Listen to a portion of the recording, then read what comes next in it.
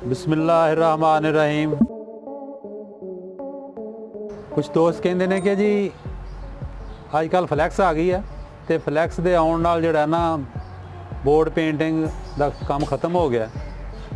अलहमदुलिल्लाह खत्म नहीं हुंदा घट जाता वा तो ये रूजो सवाल हर चीज़ ते आउंदा रहा वा।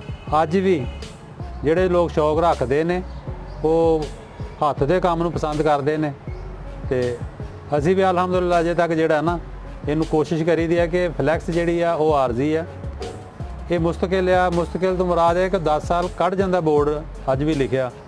तो मैं अपना ही बोर्ड बनाया वा पेंटर बाटा आर्ट्स खुशहत्ती सेंटर। या एक लैन जिहड़ी सी मैं ना लिखनी सी अजे तो मुंडा कहंदा मूवी बनाउणी आ।